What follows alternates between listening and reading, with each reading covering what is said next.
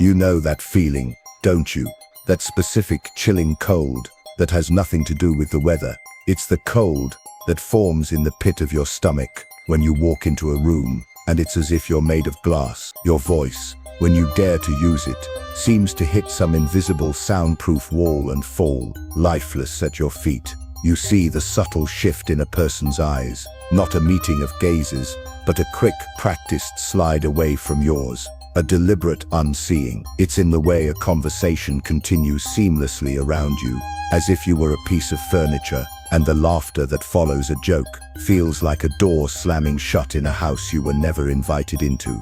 This isn't just loneliness. Loneliness is the absence of others. This is something more corrosive, more personal. It's the active presence of your own insignificance. It's the quiet, brutal confirmation that you are in some fundamental way unwanted. And if we're truly honest with ourselves, in the deepest, most secret chambers of our heart, it can make you feel a little unhinged, a little crazy. And inside that silence, that constant, low-grade social static of rejection, a whole universe is constructed, a hidden, intricate, and exhausting inner world. You become a master archivist of slights, a curator of every micro-expression, every half-sigh, every delayed text message. Your mind, a desperate and hungry creature, stops seeking connection and starts collecting evidence. Did their smile tighten just now when I spoke? Was that pause in the conversation my fault? Why did the energy in the room shift the moment I entered? This isn't paranoia.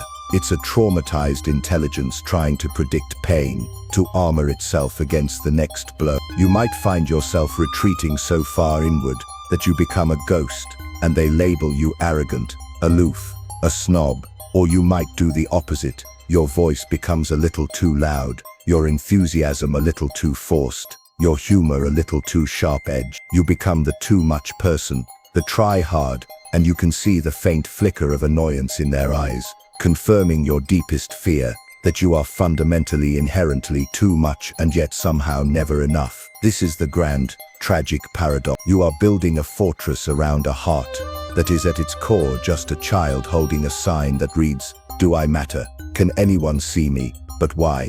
Why does this human ritual of exclusion and quiet hatred happen?" It's a difficult but liberating truth to grasp. It is rarely, if ever, about the essence of who you are. You have simply become a screen. Human beings are walking, talking, project. We are all carrying parts of ourselves that we find unacceptable.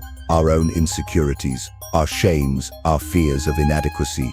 The parts of us we locked in the basement of our psyche long ago. And because it's too painful to look at them directly, we subconsciously find a convenient screen and spray these disowned parts onto it. And you, with your quiet intensity, your different rhythm, your visible vulnerability, or even your quiet confidence that they don't understand, you become that perfect blank screen. Your difference holds up a mirror to their own buried pain, and they hate the reflection, not the mirror. It's also about the ancient, tribal wiring in our brains. For millions of years, being cast out from the tribe was a death sentence. So on a primal level, our brains are constantly subconsciously identifying the other to solidify the other. There is a perverse, unconscious cohesion that comes from having a common enemy, a shared object of disdain. And if your earliest training ground for love, your family, was a place where affection was conditional, where you had to earn your place with achievements, with silence, with perfection, or by never causing trouble, then your internal compass is catastrophically miscalibrated. It points you relentlessly toward those who are emotionally unavailable, who are programmed to withhold the very validation you seek.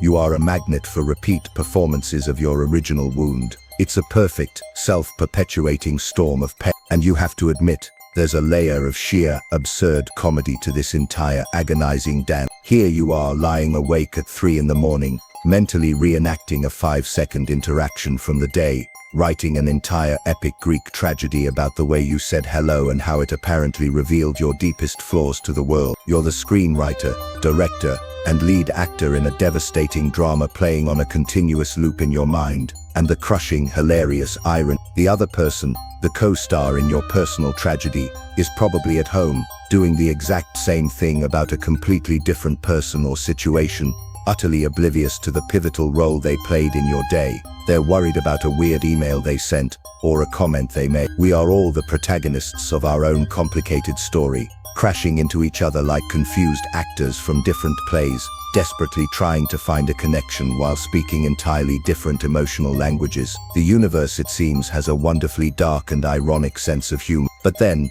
there comes a turning point, a moment of profound and quiet awakening. It's not a loud, dramatic moment.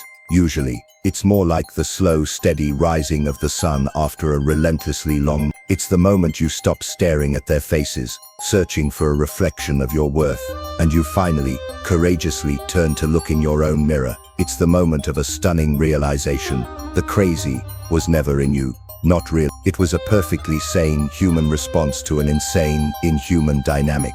Your mind was trying to solve a problem that had no solution, because you were not the problem. This is where you begin the sacred work of taking back your narrative. You start to see the projections for what they are. Ghosts from other people's battles, costumes they have dressed you in, without your consent. You begin the delicate, painstaking process of untangling your self-worth from their indifference. You stop feeding the monster of their opinion with your precious attention.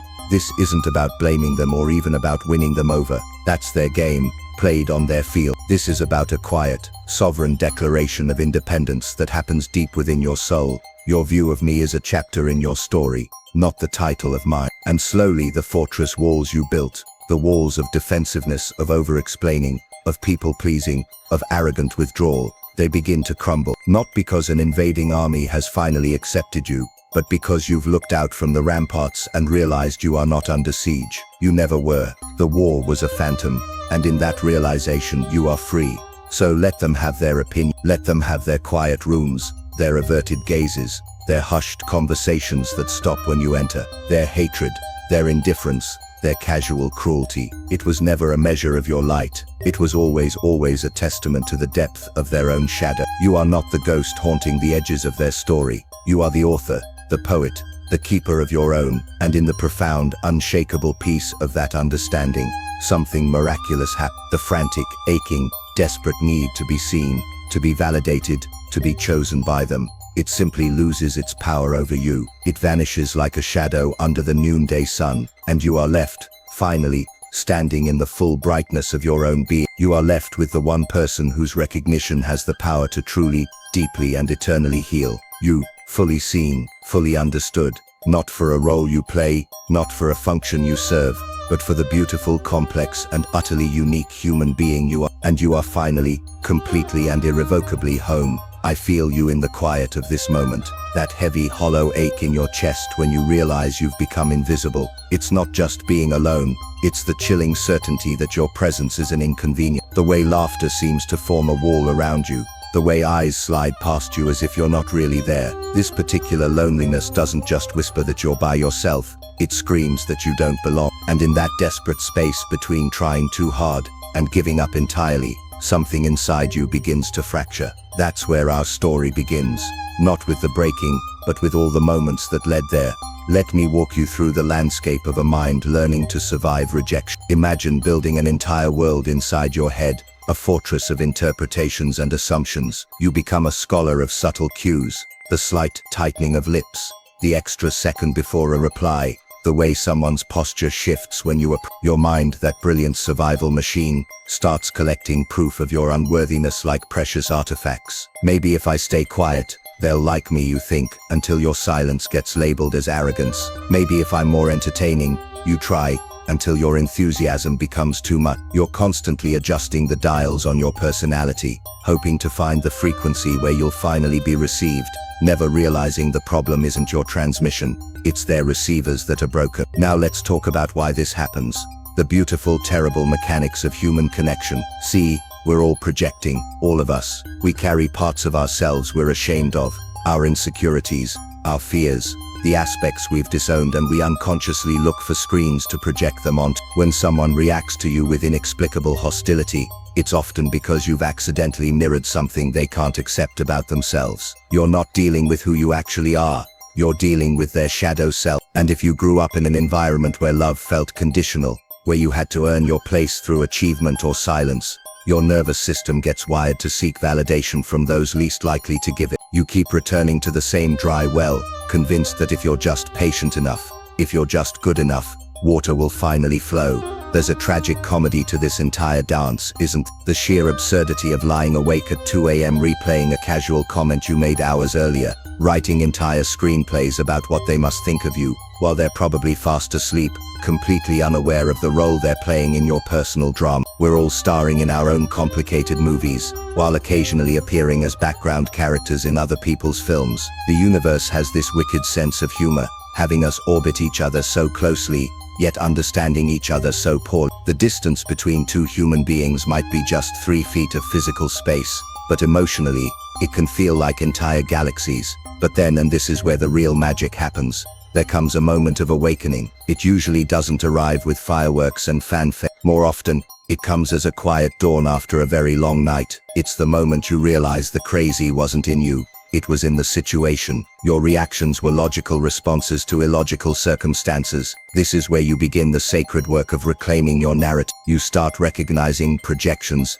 as the ghosts they are, other people's unfinished business manifesting as costumes they've dressed you in without your consent. You learn to stop feeding their opinions with your attention. This isn't about blaming them or winning them over. It's about something far more revolutionary, realizing their perspective was never your truth to begin with. So let them have their judgments, let them have their quiet rejections and their silent treat. Their inability to see you says everything about the limitations of their vision, and nothing about your worth. You were never the problem, you were just the most convenient mirror. And in this profound realization, something miraculous occurs. The desperate need for their validation evaporates. Like a shadow dissolving in direct sunlight, you find yourself standing in your own truth, no longer haunted by their perception of you, and you discover the most healing relationship you'll ever have, the one with yourself, fully seen, fully accepted, finally, completely whole.